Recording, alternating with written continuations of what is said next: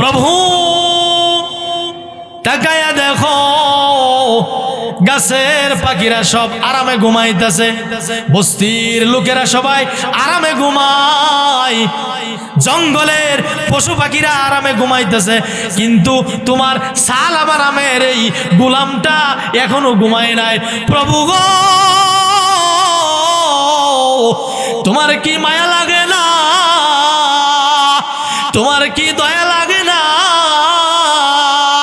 প্রভু, ছোটবেলা দুষ্টামি করলে দেখতাম বাইরা গাড় ধাক্কা দিয়ে বের করে দিত, আব্বাও জায়গা দিত না, ঠ্যাং ভেঙে ফেলবে বলে হুমকি দিত। বলে গভীর রাইতে যখন মা মা বলে ইয়া কান্তাম, সবাই বিদায় দিলেও, সকলে বিদায় দিলেও মা তার এতিম সন্তানকে বিদায় দিত না। ও প্রভু, শুনেছি আপনি নাকি সমস্ত মা বাবার চাইতে দয়ালু, মেহেরবানি করে এই অন্ধকার রাত্রে গভীর রজনীকে আমি সালাবাকে আপনি মাফ করে দেন। সুবহানাল্লাহ। সালাবাতুল আনসারীর মেয়ে খামসানা কাঁদতেছেন আর বলতেছেন, আব্বা, ঘুরে ঘুরে দেখেছি সাহাবায়ে কেরাম আপনার প্রতি অসন্তুষ্ট, আল্লাহর নবী আপনার প্রতি অসন্তুষ্ট। বলেন যতদিন পর্যন্ত আল্লাহ তাআলা সাহাবায়ে কেরাম আল্লাহর নবী আপনার প্রতি সন্তুষ্ট না হবেন, ততদিন পর্যন্ত আমি আপনাকে আব্বা বলে ডাক দিব না। আর বলতেছেন, সাঈদ, এতক্ষণ মনে করলাম, ভাবছিলাম সাহাবায়ে কেরামের মাধ্যমে সমাধান হয়ে যাবে, এখন দেখতেছি বাধ্য হয়ে রাসূলের দরবারে যেতে হচ্ছে। রাসূলের দরবারে যাওয়ার পরে আসসালাতু ওয়াসসালামু আলাইকা ইয়া রাসূলুল্লাহ, আল্লাহর নবী গো, আমি তো অনেক বড় পাপ করে ফেলেছি, একটা অন্যায় করে ফেলেছি, আমার কি কোনো ক্ষমা আছে নাকি? সালাবারে আয় আয় আয়, মদিনায় চল, আল্লাহর কাছে মাফ চা, আল্লাহ তাআলা তোর জিন্দেগীর সমস্ত গুনাহ খাতাকে মাফ করে দিবেন। সুবহানাল্লাহ। এবার সালাবাতুল আনসারী রাদিয়াল্লাহু তাআলা আনহু বলেন, সাঈদ, আমি বাড়িতে যাব না যতদিন পর্যন্ত আল্লাহ তাআলা আমাকে ক্ষমা না করবেন। তুমি যদি আমাকে বাড়িতে নিয়ে যেতে চাও, দুইটা হাতকে গাড়ির সঙ্গে বেঁধে অপমানিত গোলামের নাই টেনে টেনে নিয়ে যাও, নচেত আল্লাহর কসমকে বলছি এই চেহারার কোনোদিন মদিনার লোককে দেখাবো না। এবার সাঈদ রাদিয়াল্লাহু তাআলা আনহু দুইটা হাতকে গাড়ির সঙ্গে বেঁধে অপমানিত গোলামের নেই টেনে টেনে নিয়ে যাইতেছে। এবার সালাবাতুল আনসারী বলতেছেন, সাঈদ, বাড়িতে নিয়ে যাওয়ার আগে আমাকে নিয়ে চলো ওমরের দরবারে, ওমরকে জিজ্ঞাসা করব আমার মতো নাফরমানকে আল্লাহ মাফ দিবেন কি দিবেন না। এবার ওমরের দরবারে যাওয়ার পরে, ওমর তো এমনি গরম, এমনি গরম, ওমরের দরবারে যাওয়ার পরে ঘটনা বলার পরে ওমর রাদিয়াল্লাহু তাআলা আনহু বলতেছেন, আমার বাড়ি থেকে বের হয়ে যাও, আমার বাড়ি থেকে বের হয়ে যাও। কেন তুমি এত জঘন্য কাজ করলা? আল্লাহ তাআলা মাফ দিবেন কি দিবেন না সেটা পরের বিষয়, আগে আমার বাড়ি থেকে বের হয়ে যাও। এবার রাস্তায় আসার পরে সালাবাতুল আনসারী বলেন, সাঈদ, সাঈদ রে, আমাকে নিয়ে চলো আবু বকরের দরবারে, আবু বকরকে জিজ্ঞাসা করব আমার মতো গুনাহগারকে আল্লাহ মাফ দিবেন কি দিবেন না। এবার আবু বকরের দরবারে যাওয়ার পরে ঘটনা বলার পরে আবু বকর বলতেছেন, মাফ দিবেন কি দিবেন না সেটা আল্লাহর বিষয়, সেটা পরের বিষয়, আগে আমার বাড়ি থেকে বের হয়ে যাও। আবু বকর বাড়ি থেকে বের করে দিছে। এবার রাস্তায় আইসা কান্নাকাটি করতেছেন আর বলতেছেন, সাঈদ, এতক্ষণ মনে করলাম, ভাবছিলাম সাহাবায়ে কেরামের মাধ্যমে সমাধান হয়ে যাবে, এখন দেখতেছি বাধ্য হয়ে রাসূলের দরবারে যেতে হচ্ছে। রাসূলের দরবারে যাওয়ার পরে আসসালাতু ওয়াসসালামু আলাইকা ইয়া রাসূলুল্লাহ, আল্লাহর নবী গো, আমি তো অনেক বড় পাপ করে ফেলেছি, একটা অন্যায় করে ফেলেছি, আমার কি কোনো ক্ষমা আছে নাকি? আল্লাহর নবী সাল্লাল্লাহু আলাইহি ওয়াসাল্লাম বলেন, আল্লাহ তাআলা মাফ করবেন কি করবেন না সেটা পরের বিষয়, তুমি আগে আমার বাড়ি থেকে বের হয়ে যাও। নবীজি বের করে দিয়েছেন, রাস্তায় গিয়ে কাঁদতেছেন। সালাবাতুল আনসারীর মেয়ে খামসানা কাঁদতেছেন আর বলতেছেন, আব্বা ঘুরে ঘুরে দেখেছি সাহাবায়ে কেরাম আপনার প্রতি অসন্তুষ্ট, আল্লাহর নবী আপনার প্রতি অসন্তুষ্ট। বলেন যতদিন পর্যন্ত আল্লাহ তাআলা সাহাবায়ে কেরাম আল্লাহর নবী আপনার প্রতি সন্তুষ্ট না হবেন ততদিন পর্যন্ত আমি আপনাকে আব্বা বলে ডাক দিব না। কামসার শ্রেণী মেয়েও অস্বীকার করতেছে। সালাবাতুল আনসারী রাদিয়াল্লাহু তাআলা কান্নাকাটি করতেছেন। এবার দৌড় দিয়ে আবার জঙ্গলে চলে গেছে, গিয়া সেজদায় পড়ে কাঁদতেছে, আল্লাহ ভুল করেছি, অন্যায় করেছি, তোমার দরবারে হাজিরা দিলাম, তুমি যদি মাফ না করো দুনিয়ার কেউ মাফ করতে পারবে না। এবার আল্লাহ তাআলা আল্লাহর নবীর কাছে ওহী নাজিল করে দিয়েছেন, নবী গো সমস্ত মাখলুকের মালিককে। নবীজি বলেন আপনি। এবার আল্লাহ তাআলা বলেন সমস্ত মাখলুকের মালিক যদি আমি আল্লাহ তাআলা হই তাহলে আপনি কেন সালাবাকে বিদায় দিয়ে দিয়েছেন, কেন তাকে বিদায় দিলেন? সালাবাতুল আনসারীর জীবনের সমস্ত গুনাহ তো আমি আল্লাহ তাআলা মাফ করে দিয়েছি, সুবহানাল্লাহ। এবার নবীজি বলতেছেন, ও আলী, ও সাহাবারা, কে আছে এমন আমার সাহাবাকে জঙ্গল থেকে ফিরে আনবে? মুরব্বী সাহাবী হযরত সালমান ফারসি বলেন, হুজুর আমিও যাব, আমি মুরব্বী সাহাবী, আমার কথা মানবে। সবাই রওনা হয়েছেন, মদিনার বর্ডার দিয়ে যাইতেছে সালাবাতুল আনসারীকে ফিরিয়ে আনার জন্য। মানুষদেরকে জিজ্ঞাসা করলেন, তোমাদের এলাকায় সালাবা নামে কাউকে দেখছনি? মানুষ বলে না, সালাবা নামে তো কেউ চিনি না। কত মানুষ ইতে আছে? বলে তার পরিচয় কি? বলে সে জাহান্নামের আগুনের ভয়ে কান্দে, পাপের ভয়ে কান্দে। লোকেরা বলতেছে সালাবা নামে কাউকে চিনি না, তবে গভীর রাত্রে ওই জঙ্গল থেকে অনেক কান্নার আওয়াজ আসে। বলে কান্নার মধ্যে সে কি বলে? বলে কান্নার মধ্যে সে বলে, প্রভু তাকায়া দেখো, গাছের পাখিরা সব আরামে ঘুমাইতেছে, বস্তির লোকেরা সবাই আরামে ঘুমায়, জঙ্গলের পশু পাখিরা আরামে ঘুমাইতেছে, কিন্তু তোমার সালাবা নামের এই গোলামটা এখনো ঘুমায় নাই। প্রভু গো, তোমার কি মায়া লাগে না? তোমার কি দয়া লাগে না? প্রভু ছোটবেলা দুষ্টামি করলে দেখতাম বাইরা গাড় ধাক্কা দিয়ে বের করে দিত, আব্বাও জায়গা দিত না, ঠ্যাং ভেঙে ফেলবে বলে হুমকি দিত। বলে গভীর রাইতে যখন মা মা বলে ইয়া কান্তাম, সবাই বিদায় দিলেও, সকলে বিদায় দিলেও মা তার এতিম সন্তানকে বিদায় দিত না। ও প্রভু, শুনেছি আপনি নাকি সমস্ত মা বাবার চাইতে দয়ালু, মেহেরবানি করে এই অন্ধকার রাত্রে গভীর রজনীকে আমি সালাবাকে আপনি মাফ করে দেন, সুবহানাল্লাহ। কুরআন ও হাদিসের আলোকে দু চারটা কথা বলার জন্য বসেছি। এই অল্প সময়ের মধ্যে আমি যেন ইখলাসের সাথে কুরআন ও হাদিসের ভিত্তিতে কিছু কথা আপনাদের সামনে বলতে পারি এবং আপনাদেরকে আল্লাহ তাআলা ধৈর্যের সাথে শ্রবণ করার তৌফিক দান করেন। সকলে বলি আমিন। আমরা সবাই জানি বর্তমান আরবি মাস, যে মাসটা চলতেছে সেই মাসটার নাম শাবান মাস।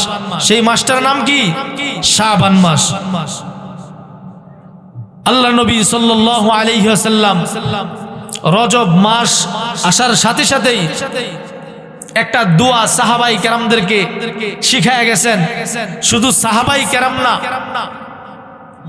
নবী আলাইহিস সালাতু ওয়াস সালামের পর থেকে নিয়া কিয়ামত পর্যন্ত আল্লাহর নবী সাল্লাল্লাহু আলাইহি ওয়াসাল্লামের যত উম্মত দুনিয়ার মধ্যে আসবে সকলের জন্যই এই দোয়াটা পড়া অত্যন্ত সওয়াবের কাজ, অত্যন্ত সওয়াবের কাজ। দোয়াটা কি আমরা অনেকে জানি, আল্লাহুম্মা বারিক লানা ফি রজব ওয়া শাবান ওয়া বাল্লিগনা রমাদান। আল্লাহর নবী সাল্লাল্লাহু আলাইহি ওয়াসাল্লাম এই দোয়ার মধ্যে বলেছেন, কি বলেছেন? আমরা রজব মাস শাবান মাসে এই দোয়াটা বেশি বেশি পড়ব। আল্লাহুম্মা বারিক লানা ফি রজব ওয়া শাবান। ওগো আল্লাহ, আপনি আমাদেরকে রজব এবং শাবান মাসে বরকত নাজিল করেন, সুবহানাল্লাহ।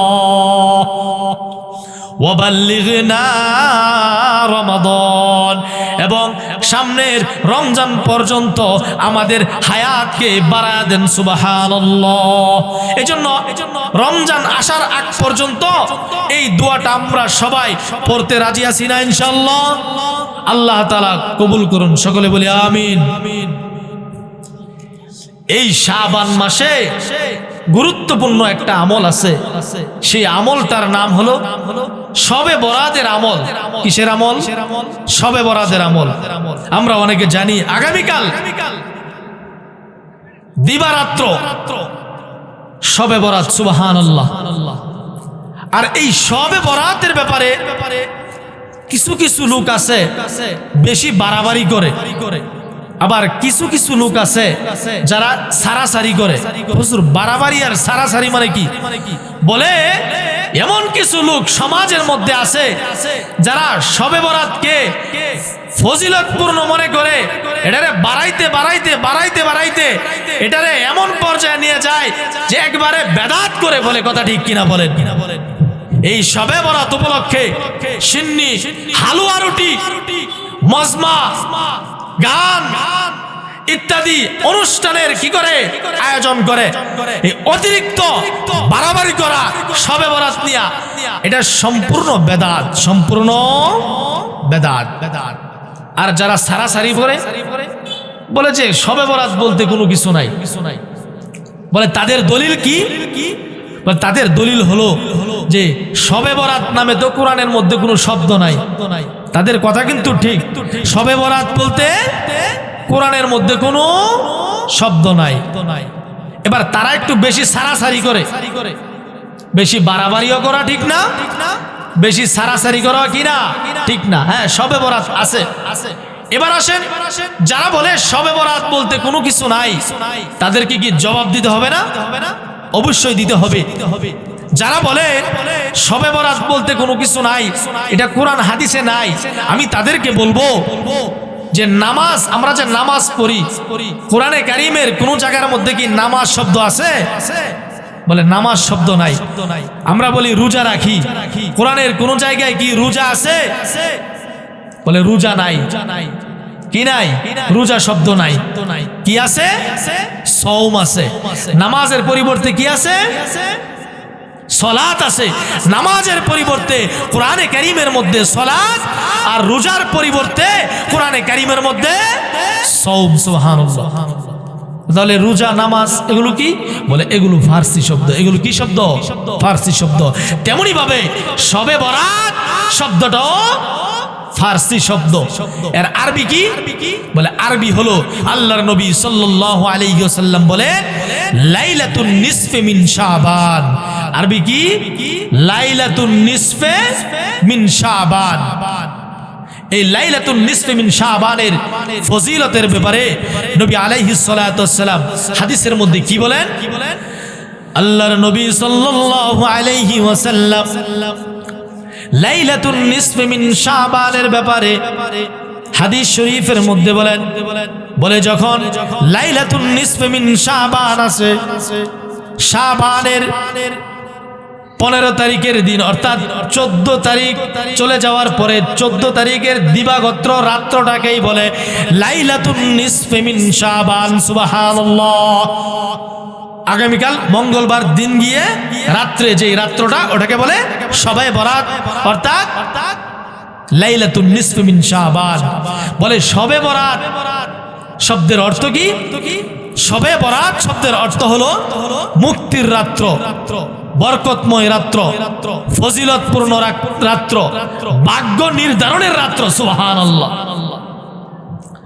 এই জন্য আল্লাহর নবী সাল্লাল্লাহু আলাইহি ওয়াসাল্লাম হাদিস শরীফের মধ্যে বলেন, যখন লাইলাতুন নিসফি মিন শাবান আসে, অর্থাৎ শবে বরাত আসে, তখন ওই লাইলাতুন নিসফি মিন শাবানের রাত্রে, অর্থাৎ শবে বরাতের রাত্রে আল্লাহ তাআলা সকল মানুষকে ক্ষমা করে দেন। সুবহানাল্লাহ। লাইলাতুন নিসফি মিন শাবানের রাত্রে আল্লাহ তাআলা সাধারণ ক্ষমার ঘোষণা করেছেন। সুবহানাল্লাহ। সাধারণ ক্ষমা বুঝেন? বলে সবাই মাফ। সবাই কি মাফ? ইল্লা মুশরিকুন আও মুশাহিন। আল্লাহর নবী সাল্লাল্লাহু আলাইহি ওয়াসাল্লাম হাদিসের শেষ খানায় বলতেছেন, আল্লাহ তাআলা শবে বরাতের রাত্রে সকল মানুষকে ক্ষমা করে দেন, তবে দুই ধরনের লোককে ক্ষমা করেন না। এক নাম্বার, যে ব্যক্তি শিরিক করে মুশরিক। দুই নাম্বার, যে ব্যক্তি মুশাহিন অর্থাৎ বিদ্বেষ পোষণ করে। যে ব্যক্তি আল্লাহর সাথে শিরিক করে আর যে বিদ্বেষ পোষণ করে একজন আরেকজনের সাথে, এই দুই প্রকারের মানুষকে আল্লাহ তাআলা শবে বরাতের রাত্রেও ক্ষমা করেন না। আর বাকি সবাইকে আল্লাহ তাআলা কি করে দেন? ক্ষমা করে দেন। সাধারণ ক্ষমার ঘোষণা। সুবহানাল্লাহ। অপর এক হাদিসের মধ্যে আল্লাহর নবী সাল্লাল্লাহু আলাইহি ওয়াসাল্লাম বলেন, যখন শবে বরাতের রাত্র আসে, আল্লাহ তাআলা শেষ রাত্রে দুনিয়ার আসমানের মধ্যে আইসা মানুষদেরকে ডাকেন, বলে আছে কেউ এমন যে আমার কাছে চাইবে, আমি আল্লাহ তাআলা তাকে দিয়ে দিব। সুবহানাল্লাহ। আল্লাহ তাআলা বলেন, এমন কোন অভাবগ্রস্ত লোক আসেনি এই শবে বরাতের রাত্রে আমি আল্লাহ তাআলার কাছে যদি চাই, আমি আল্লাহ তাআলা তাকে খালি হাতে ফিরিয়ে দিব না। সুবহানাল্লাহ। বলে এমন কোন গুনাহগার আসেনি আমার কাছে ক্ষমা চাইবে, আমি আল্লাহ তাআলা এই শবে বরাতের রাত্রে ওই বান্দাকে ক্ষমা করে দিব। সুবহানাল্লাহ। এবার আল্লাহ তাআলা বলেন, যেই বিষয়টা নিয়ে আপনাদের সামনে আমি বাদাল মাগরিব বসেছি, আল্লাহ তাআলা বলেন, আসেনি এমন কোন লোক যে আমার কাছে তওবা করবে, আমি আল্লাহ তাআলা এই শবে বরাতের রাত্রে ওই বান্দার তওবাকে কবুল করব। সুবহানাল্লাহ। তওবা, তওবা শব্দের অর্থ ফিরে আসা। তওবা শব্দের অর্থ কি? ফিরে আসা। আমরা টুকটাক সবাই মোটামুটি গুনাহ করি, কেউ বলতে পারবে না বুকে হাত দিয়া আজকের মাহফিলে যে আমি গুনাহ করি না। গুনাহ মোটামুটি সবারই হয়, নফসের চাহিদা অনুযায়ী হয়, নতুবা শয়তানের দুকায় পড়ে গুনার মধ্যে আমরা কি লিপ্ত হই। কথা ঠিক কিনা বলেন? কিন্তু গুনাহ করে বসে থাকা যাবে না। গুনাহ হওয়ার পরে, গুনাহ করার পরে সাথে সাথে কি করতে হবে? তওবা। কি করতে হবে? তওবা করতে হবে। এজন্যই তো আল্লাহ তাআলা পবিত্র কোরআনে কারীমের সূরা তাহরিমের 8 নম্বর আয়াতের মধ্যে বলেন, ক্বালাল্লাহু তাআলা ফি কুরআনিল মাজিদ তুবু ইলাল্লাহ, তোমরা আল্লাহ তাআলার কাছে তওবা করো, ফিরে আসো। তুবু ইলাল্লাহ তাওবাতান নাসুহা। সুবহানাল্লাহ। বলে তোমরা আল্লাহ তাআলার সাথে, অর্থাৎ তোমরা আল্লাহ তাআলার কাছে সঠিক তওবার মাধ্যমে ফিরে আসো, অর্থাৎ তোমরা আল্লাহ তাআলার কাছে সঠিক তওবা করো। সঠিক তওবা কাকে বলে? তওবায়ে নাসুহা। বলে আমরা তো এমন তওবা করি, কচু পাতার পানি আছে না, কচু পাতার উপরে পানি থাকলে যে কোনো মুহূর্তে পড়ে যায়। বলে আমরা সকালে তওবা করি, নাস্তার পরে আবার তওবা ভাঙ্গালাই, কথা ঠিক কিনা বলেন? এই জন্য তওবা করতে হবে। কেমন তওবা? বলে তওবায়ে নাসুহা। তওবার পরে আবার তওবা বানিলাম।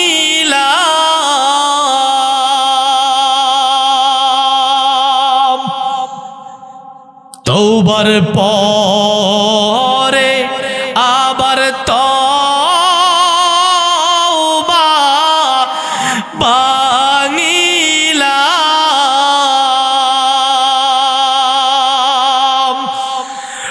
অবশেষে খাঁটি তওবা করিলাম। অবশেষে খাঁটি তওবা করিলাম। তুমি যদি মাফ না করো আল্লাহ বান্দারে, বলো তোমার বান্দা যাবে কারদারে। আদর করিয়া আল্লাহ মানুষ বানাইয়া,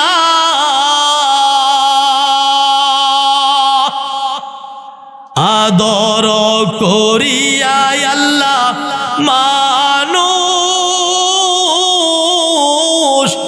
বানাইয়া। কেমনে দিবা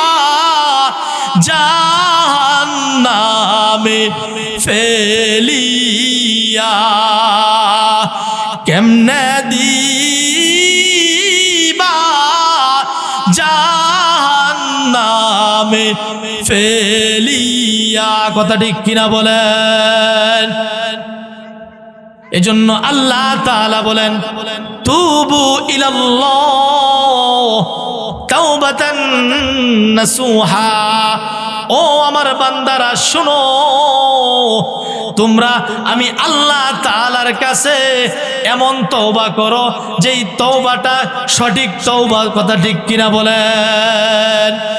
ভাইরা আমার, সঠিক তওবা বলতে ওই তওবাকেই বলে যেই তওবার মধ্যে তিনটা শর্ত থাকবে। কয়টা শর্ত? আমার সাথে বলেন, কয়টা শর্ত? তিনটা শর্ত যেই তওবার মধ্যে থাকবে, বলে আল্লাহ তাআলা ওই তওবাকে কবুল আর মঞ্জুর করে নেবেন। সুবহানাল্লাহ। বলে তিনটা তওবা কি? তিনটা শর্ত কি? এক নম্বর শর্ত হলো আমি যেই গুনার জন্য তওবা করতেছি ওই গুনাহটার জন্য লজ্জিত হতে হবে। কি হতে হবে? লজ্জিত হতে হবে। ওই গুনাহটা যদি আল্লাহ তাআলার হক হয়, যেমন নামাজ যদি হয়, বলে আমার যদি এক ওয়াক্ত নামাজ কাজা হয়ে যায়, এই নামাজের জন্য সর্বপ্রথম লজ্জিত হতে হবে। আহারে কি করলাম আমি, এটা আমার তো ফজরের নামাজ কাজা হয়ে গেল, বড় অন্যায় করে ফেললাম, বিরাট বড় একটা পাপ করে ফেললাম, আমি নিজেকে লজ্জিত মনে করতে হবে। দুই নম্বর শর্ত, যেই গুনার কারণে আমি আল্লাহ তাআলার কাছে তওবা করব, ওই তওবার দুই নম্বর শর্ত হলো যেই গুনাহটা করেছি ওই গুনাহটা বর্তমানে করা যাবে না।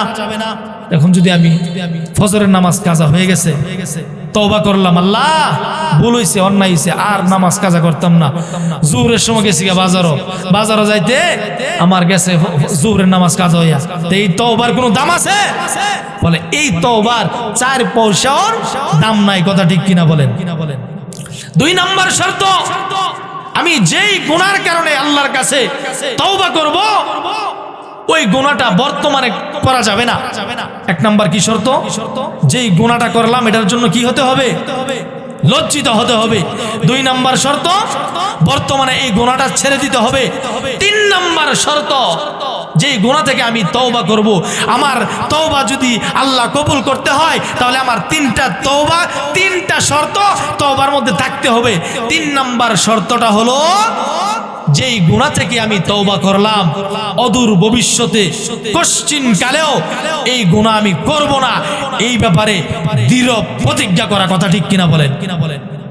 এই 3টা শর্ত যদি আমার আপনার তওবার মধ্যে থাকে, আশা করা যায় আল্লাহ তাআলা আমার আপনার তওবা কবুল করবেন। সুবহানাল্লাহ।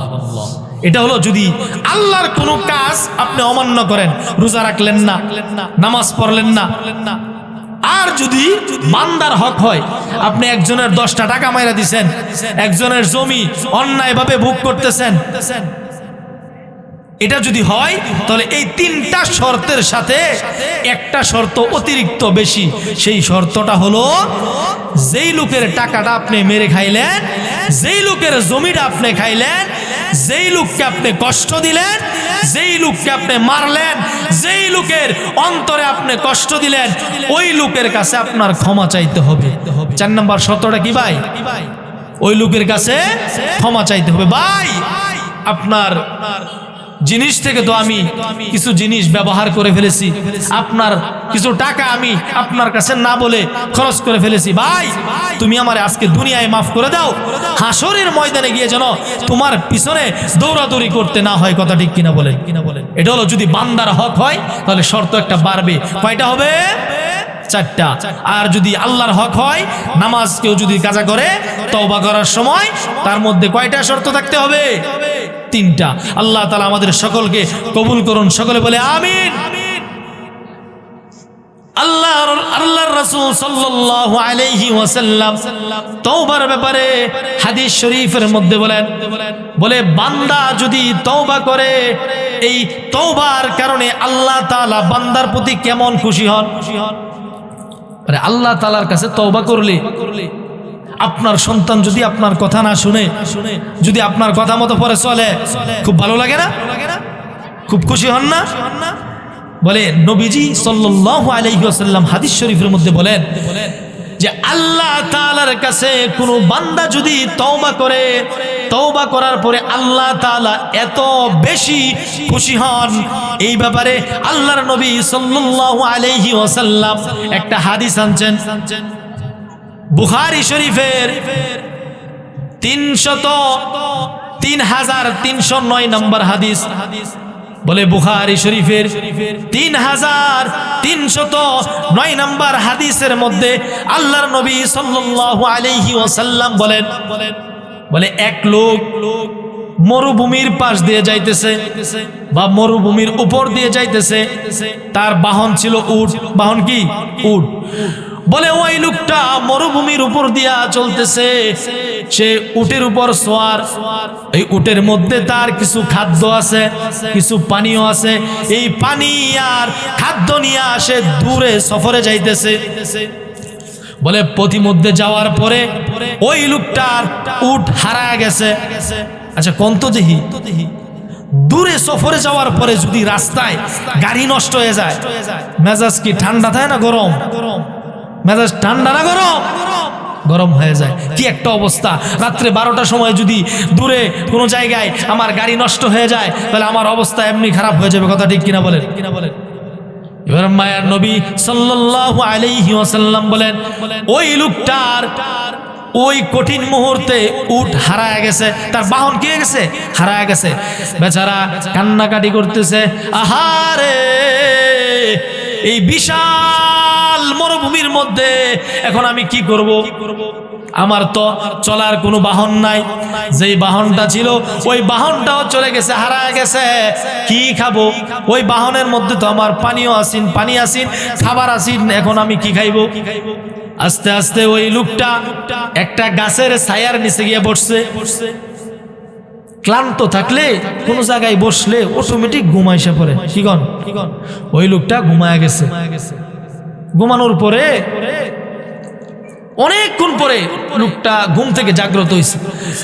ঘুম থেকে উঠার পরে ওই লোকটা তার চোখের সামনে দেখে তার বাহন পানি খাবার সহ উপস্থিত। সুবহানাল্লাহ, কেমন খুশি হইবেন আপনি? খুশিতে আত্মহারা না? ওই লোকটা এত খুশি, খুশির ঠেলায় লোকটা বলে উঠলো যে আল্লাহ তুমি আমার বান্দা, আমি তোমার রব। নাউজুবিল্লাহ। দেখছেন কইছে কি কইছে? আল্লাহর আল্লাহ তুমি আমার বান্দা, আমি তোমার রব। আচ্ছা কোন তো দেহি কেমন খুশি হইলে জবান দ্বারা এমন একটা ভুল বের হতে পারে? সে কিন্তু ইচ্ছা করে বলে না, ইচ্ছা করে বলছে। মানে সে এত আনন্দ, আরে এই মরুভূমির মধ্যে আমার উট আবার ফিরে আইছে। এবার মায়ার নবী সাল্লাল্লাহু আলাইহি ওয়াসাল্লাম বলতেছেন, এই বান্দাটা ওই বিশাল মরুভূমির মধ্যে তার হারিয়ে যাওয়া উট পাওয়ার পরে যেমন খুশি হয়েছে, বলে কোনো বান্দা যদি গুনাহ করার পরে আল্লাহ তাআলার কাছে তওবা করে, আল্লাহ তাআলা ওই মরুভূমির ওই লোকের চেয়ে হাজার হাজার কোটি কোটি গুণ বেশি খুশি হন। সুবহানাল্লাহ। আর জোরে বলি সুবহানাল্লাহ। এজন্য গুনাহ করার পরে আমরা তওবা করতে রাজি আছি না ইনশাআল্লাহ? আল্লাহ তাআলা আমাদের সকলকে কবুল করুন। জোরে বলি আমিন। আল্লাহর নবী সাল্লাল্লাহু আলাইহি ওয়াসাল্লাম বুখারী শরীফের 3470 নম্বর হাদিসের মধ্যে একটা ঘটনা টানছেন, পূর্বের জামানার একটা ঘটনা। বলে আগের জমানায় একজন লোক ছিল, ওই লোকটা 99টা খুন করছে। কয়টা? এক কম 100, এক কম 100। বলে 99টা খুন করার পরে তার অন্তরের মধ্যে একটা পরিবর্তন আসছে। আরে কি করতেছি আমি তো গুনাহ করতেছি, মানুষ হত্যা করা তো মহাপাপ, এমন একটা পাপ করতেছি। এবার ওই লোকটার মনের মধ্যে একটা পরিবর্তন আসছে। ওই লোকটা একজন আলেম খুঁজতেছে এলাকার মধ্যে, কোথায় একজন আলেম পাই, ওই আলেমের কাছে আমি জিজ্ঞাসা করব যে আমি তো 99টা খুন করেছি, আমার কি কোনো বাঁচার রাস্তা আসেনি? মানুষ বলে দিলেন যে অমুক এলাকার মধ্যে বা এই এলাকার মধ্যে অমুক একজন আলেম আছে, একটা পণ্ডিত আছে, যাও ওই পণ্ডিতের কাছে গিয়ে জিজ্ঞাসা করো। এবার ওই লোকটা ওই পণ্ডিতের কাছে, আলেমের কাছে গিয়ে জিজ্ঞাসা করলেন, হুজুর আমি তো জীবনে 99টা খুন করেছি, আমার কি কোনো বাঁচার রাস্তা আসেনি? আমার কি কোনো বাঁচার রাস্তা আসেনি? এই লোকটা তো বলতেছে যে সর্বনাশ, 99টা খুন করছো, তারপরে আবার বাঁচার রাস্তা খুঁজো, করছো কি তুমি? কোনো রাস্তা নাই, কোনো রাস্তা নাই। এই কি করছে? এই আলেম রোমের আলেছে মাইরা সেঞ্চুরি পুরা করছে। কি পুরা করছে? 100 পুরা করছে, 100 খুন করছে। বেটা আমি 99টা খুন করার পরে তোর কাছে আসলাম, তুই বলো যে কোনো রাস্তা নাই, তোর বাঁচার অধিকার নাই। দিছে তারা মাইরা। কত পুরা করছে? 100। এবার ওই লোকটা মনে মনে চিন্তা করলো, কি করলাম, 99 এর পরে দিয়ে একটা আবার বাইরে গেছে গা, 100 তো হয়ে গেছে গা, পাপের বোঝা তো বেড়ে গেছে। এবার আবার তালাশ করতেছে, কোথায় পাবো এমন লোক যাকে জিজ্ঞাসা করব, আমার কোনো বাঁচার রাস্তা আসেনি। এবার লোকটা মানুষদেরকে জিজ্ঞাসা করতেছে, জিজ্ঞাসা করার পরে কিছু লোক বলতেছে অমুক এলাকার মধ্যে একজন আলেম আছে, যাও ওনার কাছে যাও। এবার ওই লোকের কাছে, আলেমের কাছে যাওয়ার পরে বলতেছে অবশ্যই তোমার বাঁচার রাস্তা আছে। বলি সুবহানাল্লাহ। কি আছে? বাঁচার রাস্তা আছে। হ্যাঁ আগে দিয়ে একজনে বলছে বাসার রাস্তা নাই, পরে হ্যাঁ শেষ করে দিছি। আপনি বলতেছেন বাসার রাস্তা আছে, বলেন দেখি কি রাস্তা? বলে আল্লাহর রাসূল সাল্লাল্লাহু আলাইহি ওয়াসাল্লাম হাদিস শরীফের মধ্যে বলেন, আত-তাইবু মিনাজ যামবি কামান লা যামবা লাহু, যেই বান্দাটা গুনাহ করার পরে তওবা করে কেমন জানি তার কোনো গুনাহই নাই। সুবহানাল্লাহ। তুমি যদি তওবা করো তাহলে তোমার সকল গুনাহ আল্লাহ তাআলা মাফ করে দিবেন। সুবহানাল্লাহ। ওই লোকটার সাথে সাথে কি করছে? তওবা করছে। তওবা করার পরে ওই লোকটাকে ওই আলেম দুইটা উপদেশ দিছে, শোনো তুমি আর তোমার এলাকায় যাবে না, কারণ এলাকার পরিবেশ ভালো না। বলে এলাকার সকল বন্ধু বান্ধব যদি গাঞ্জা খায়, এলাকার সকল বন্ধু বান্ধব যদি মদ খায়, বাবা খায়, ইয়াবা খায়, ট্যাবলেট খায়, ডেন্ডি খায়, বাংলা খায়, তখন ওই বন্ধু আর ঠিক থাকতে পারে না। কথা ঠিক কিনা বলেন? বলে যারা নেশা করে তাদেরকে নেশার ইতিহাস জিজ্ঞাসা করবেন, দেখবেন মূলে গিয়া বন্ধু, মূলে গিয়া কি বন্ধু। বন্ধু বলছিল একটা টান দেওয়ার জন্য, পরে এই জায়গাতে আমি কি করছি শিখছি। নাকি বাবা মা বিড়ি খাওয়া শিয়ে, বাবা মা সিগারেট খাওয়া, গাঞ্জা খাওয়া, মদ খাওয়া, এগুলো কি বাবা মা শিক্ষা দেয়? এমন বলে যে বাবা সকালবেলা ঘুম থেকে উঠায় বলে এই যে নাও বিড়িটা আস্তে করে টান দাও, তোমার বয়স তো কম, ভবিষ্যতে আরো বিড়ি টানতে হবে, সকালে একটা খাইবা, দুপুরে একটা, রাত্রে একটা, ওষুধের মতো। বাবা মা এটা শিক্ষা দেয়? নাকি উস্তাদরা, শিক্ষকরা আলাদাভাবে একটা ক্লাস রাখে যে শোনো জোহরের নামাজের পরে বিড়ি খাওয়ার ট্রেনিং দেওয়া হবে, গাঞ্জা খাওয়ার, মদ খাওয়ার ট্রেনিং দেওয়া হবে, তোমরা সবাই ওই ক্লাসের মধ্যে থাকবা। শিক্ষকরা শিখায়? বলে বাবা মাও শিক্ষা দেয় না, শিক্ষকরা শিক্ষা দেয় না, শিক্ষা দেয় কে? বন্ধু। কে দেয়? বন্ধু। এই জন্য ওই লোকটাকে আলেম বলতেছে তুমি তোমার এলাকায় যাইবা না। বলে বন্ধু যদি ভালো হয়, এলাকার সকল বন্ধুরা যদি ফজরের নামাজের জন্য মসজিদে যায়, তাহলে বন্ধু বসে থাকতে পারে না। কথা ঠিক কিনা বলেন? সেও বাধ্য হয়ে নামাজে যেতে হয়। সকল বন্ধুরা যদি দাড়ি রাখে, তাহলে সেই বন্ধু দাড়ি কাটতে পারে না। কথা ঠিক কিনা বলেন?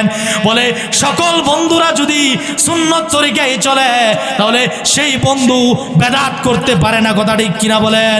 এই জন্য ওই আলেম ওই লোকটাকে বলছে শোনো তুমি তোমার এলাকায় যাইবা না, তোমার মাতৃভূমিতে যাইবা না। কেন? তুমি যদি ওই জায়গায় যাও তোমার মেজাজ গরম হয়ে যাবে, আবার 100 পরে আবার সিরিয়াল শুরু করবা, আবার হত্যা করা শুরু করে দিবা। কথা ঠিক কিনা বলেন?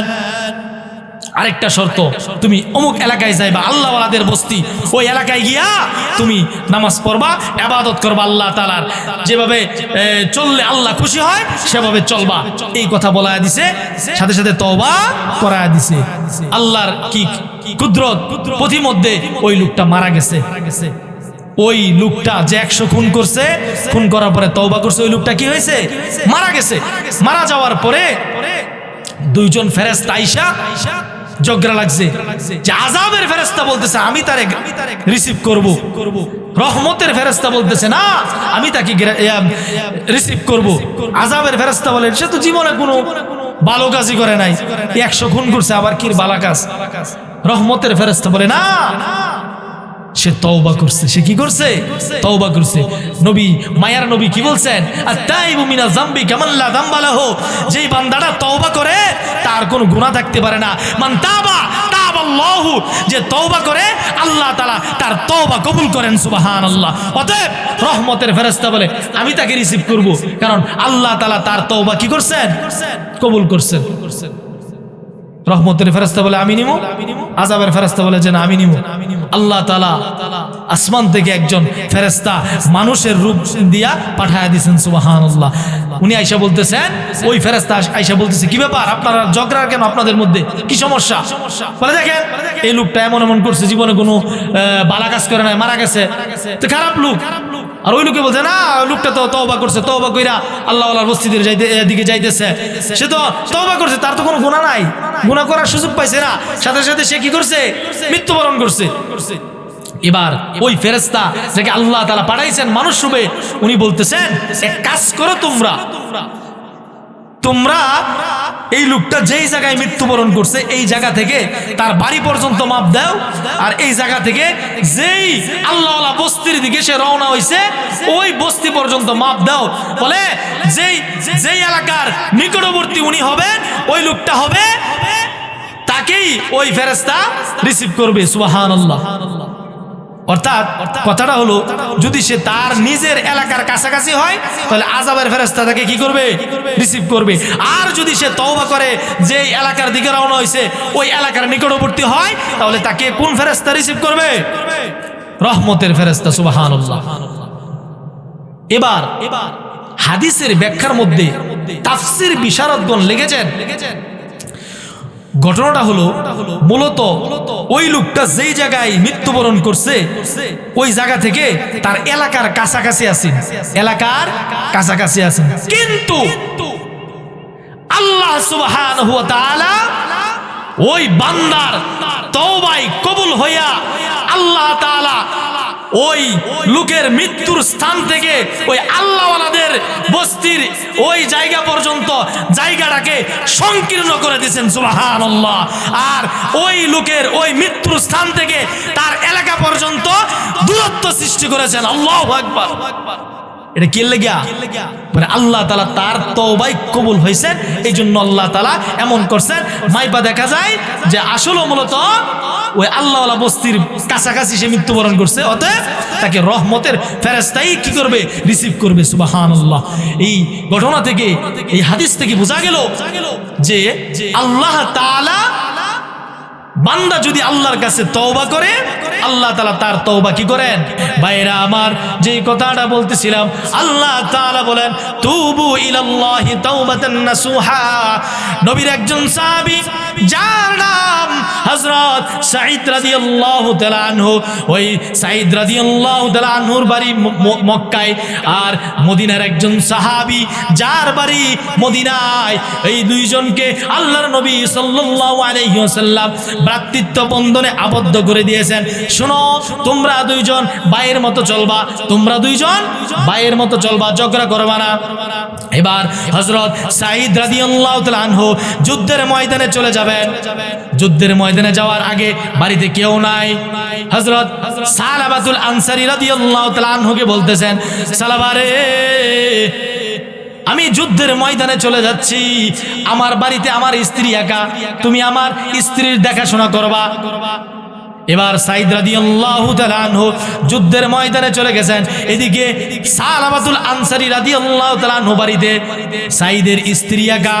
শয়তান সালাবাতুল আনসারীকে বলতেছেন, সালাবা রে, সাঈদের স্ত্রী বড় সুন্দরী, যা পর্দার ওপারে যা। সালাবাতুল আনসারী রাদিয়াল্লাহু তাআলা আনহু যেই মাত্র পর্দার ওপারে গিয়া সাঈদের স্ত্রীর হাত ধরলেন, এমনিতেই হঠাৎ করে সাঈদ রাদিয়াল্লাহু তাআলা আনহুর স্ত্রী বলতেছেন, আরে সালাবা, তোর উদ্দেশ্য তো ভালো না, তুই কিন্তু আমানতের খেয়ানত করতেছস, আমি কিন্তু তোর ভাইয়ের রেখে যাওয়া আমানত। 2 নাম্বার হলো, যদি তুই এই কাম করস হাসরের ময়দানে আল্লাহ তাআলার বিচারের দরবারে আল্লাহ তাআলার সামনে তোর দাঁড়াইতে হবে। কথা ঠিক কিনা বলেন? এবার সালাবাতুল আনসারী রাদিয়াল্লাহু তাআলা আনহু মনে মনে চিন্তা করলো, আরে কি করলাম? আল্লাহর নবীর সাহাবী হযরত সালাবাতুল আনসারী রাদিয়াল্লাহু তাআলা আনহু হাত ছেড়ে দিয়ে দৌড়ায় আর বলে, আল্লাহ, আমি গুনাহগার, তোমার নাম গাফফার। দৌড়তে দৌড়তে একটা পাহাড়ের উপর গিয়ে চড়ছে। পাহাড়ের উপর চড়ার পরে সেজদাই করে কাঁদতেছে, আল্লাহ মাবুদ গো, আমি বড় অন্যায় করেছি, ভুল করেছি, মেহেরবানি করে আমাকে তুমি মাফ করে দাও। সুবহানাল্লাহ। এবার সাঈদ রাদিয়াল্লাহু তাআলা আনহু, ওই দিনী ভাই যাকে ভাই বানায় দিয়েছেন নবীজি, যুদ্ধের ময়দান থেকে আয়েশা বলতেছেন, সালাবা কই? বলে সালাবা তো জঙ্গলে চলে গেছে, পাহাড়ে চলে গেছে। কেন চলে গেছে? বিস্তারিত ঘটনা বলার সময় নাই। বিস্তারিতভাবে স্ত্রী তার স্বামীকে বলার পরে স্বামী চলে গেছে সালাবাকে আনার জন্য। এবার পাহাড়ের পাদদেশ দিয়ে সালাবাতুল আনসারীকে আনার জন্য সাঈদ রাদিয়াল্লাহু তাআলা আনহু দৌড় দিছে। এবার সালাবাতুল আনসারীর কাছে গিয়া বলে, সালাবারে আয় আয় আয় মদিনায় চল, আল্লাহর কাছে মাপ চা, আল্লাহ তাআলা তোর জিন্দেগীর সমস্ত গুনাহ খাতাকে মাফ করে দিবেন। সুবহানাল্লাহ। এবার সালাবাতুল আনসারী রাদিয়াল্লাহু তাআলা আনহু বলেন, সাঈদ আমি বাড়িতে যাব না যতদিন পর্যন্ত আল্লাহ তাআলা আমাকে ক্ষমা না করবেন। তুমি যদি আমাকে বাড়িতে নিয়ে যেতে চাও, দুইটা হাতকে গাড়ির সঙ্গে বেঁধে অপমানিত গোলামের নাই টেনে টেনে নিয়ে যাও, নচেত আল্লাহর কসমকে বলছি এই চেহারার কোনোদিন মদিনার লোককে দেখাবো না। এবার সাঈদ রাদিয়াল্লাহু তাআলা আনহু দুইটা হাতকে গাড়ির সঙ্গে বেঁধে অপমানিত গোলামের নেই টেনে টেনে নিয়ে যাইতেছে। এবার সালাবাতুল আনসারী বলতেছেন, সাঈদ বাড়িতে নিয়ে যাওয়ার আগে আমাকে নিয়ে চলো ওমরের দরবারে, ওমরকে জিজ্ঞাসা করব আমার মতো নাফরমানকে আল্লাহ মাফ দিবেন কি দিবেন না। এবার ওমরের দরবারে যাওয়ার পরে, ওমর তো এমনি গরম, এমনি গরম, ওমরের দরবারে যাওয়ার পরে ঘটনা বলার পরে ওমর রাদিয়াল্লাহু তাআলা আনহু বলতেছেন, আমার বাড়ি থেকে বের হয়ে যাও, আমার বাড়ি থেকে বের হয়ে যাও। কেন তুমি এত জঘন্য কাজ করলা? আল্লাহ তাআলা মাফ দিবেন কি দিবেন না সেটা পরের বিষয়, আগে আমার বাড়ি থেকে বের হয়ে যাও। এবার রাস্তায় আসার পরে সালাবাতুল আনসারী বলেন, সাঈদ, সাঈদ রে আমাকে নিয়ে চলো আবু বকরের দরবারে, আবু বকরকে জিজ্ঞাসা করব আমার মতো গুনাহগারকে আল্লাহ মাফ দিবেন কি দিবেন না। এবার আবু বকরের দরবারে যাওয়ার পরে ঘটনা বলার পরে আবু বকর বলতেছেন, মাফ দিবেন কি দিবেন না সেটা আল্লাহর বিষয়, সেটা পরের বিষয়, আগে আমার বাড়ি থেকে বের হয়ে যাও। আবু বকর বাড়ি থেকে বের করে দিছে। এবার রাস্তায় আইসা কান্নাকাটি করতেছেন আর বলতেছেন, সাঈদ এতক্ষণ মনে করলাম, ভাবছিলাম সাহাবাই কেরামের মাধ্যমে সমাধান হয়ে যাবে, এখন দেখতেছি বাধ্য হয়ে রাসূলের দরবারে যেতে হচ্ছে। রাসূলের দরবারে যাওয়ার পরে আসসালাতু ওয়াসসালামু আলাইকা ইয়া রাসূলুল্লাহ, আল্লাহর নবী গো আমি তো অনেক বড় পাপ করে ফেলেছি, একটা অন্যায় করে ফেলেছি, আমার কি কোনো ক্ষমা আছে নাকি? আল্লাহর নবী সাল্লাল্লাহু আলাইহি ওয়াসাল্লাম বলেন, আল্লাহ তাআলা মাফ করবেন কি করবেন না সেটা পরের বিষয়, তুমি আগে আমার বাড়ি থেকে বের হয়ে যাও। নবীজিও বের করে দিছেন। রাস্তায় গিয়ে কাঁদতেছেন। সালাবাতুল আনসারীর মেয়ে খামসানা কাঁদতেছেন আর বলতেছেন, আব্বা ঘুরে ঘুরে দেখেছি সাহাবায়ে কেরাম আপনার প্রতি অসন্তুষ্ট, আল্লাহর নবী আপনার প্রতি অসন্তুষ্ট। বলেন যতদিন পর্যন্ত আল্লাহ তাআলা সাহাবায়ে কেরাম আল্লাহর নবী আপনার প্রতি সন্তুষ্ট না হবেন ততদিন পর্যন্ত আমি আপনাকে আব্বা বলে ডাক দিব না। কামসার শ্রেণী মেয়েও অস্বীকার করতেছে।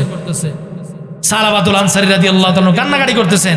এবার দৌড় দিয়ে আবার জঙ্গলে চলে গেছে, গিয়া সেজদায় পড়ে কাঁদতেছে, আল্লাহ ভুল করেছি, অন্যায় করেছি, তোমার দরবারে হাজিরা দিলাম, তুমি যদি মাফ না করো দুনিয়ার কেউ মাফ করতে পারবে না।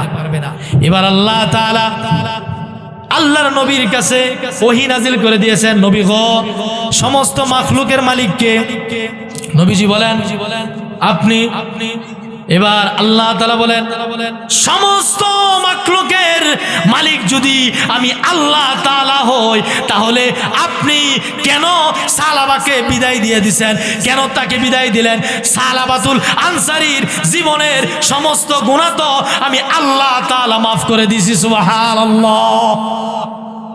এবার নবীজি বলতেছেন, ও আলী, ও সাহাবারা, কে আছে এমন আমার সালাবাকে জঙ্গল থেকে ফিরে আনবে?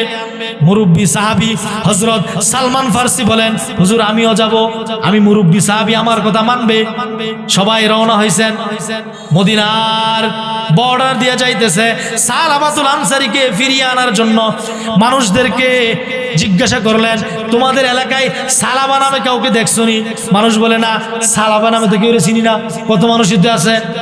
বলে, তার পরিচয় কি? বলে, সে জাহান্নামের আগুনের ভয়ে কান্দে, পাপের ভয়ে কান্দে।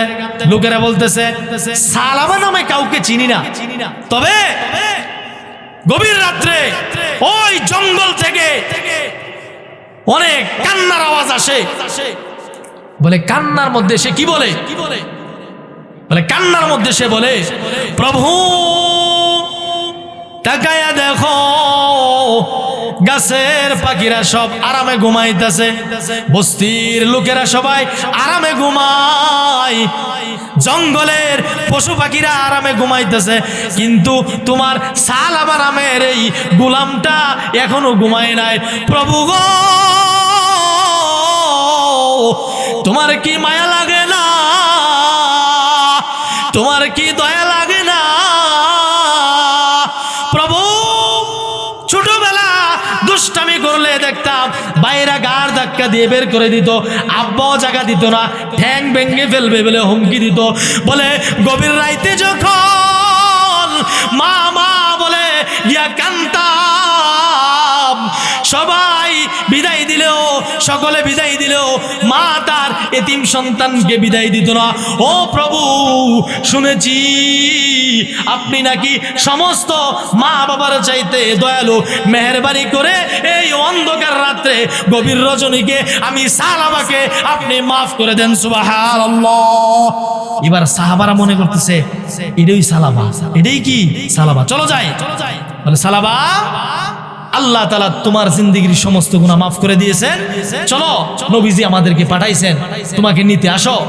এদিকে মায়ার নবী সাল্লাল্লাহু আলাইহি ওয়াসাল্লাম ফজরের নামাজের মধ্যে দাঁড়াইছেন। হযরত বেলাল রাদিয়াল্লাহু তাআলা আনহু আযান দিয়েছেন, ইকামত দেওয়ার পরে নামাজের মধ্যে, ফজরের নামাজের মধ্যে আল্লাহর নবী সাল্লাল্লাহু আলাইহি ওয়াসাল্লাম পাঠ করেন, আলহাকুমুত তাকাসুর।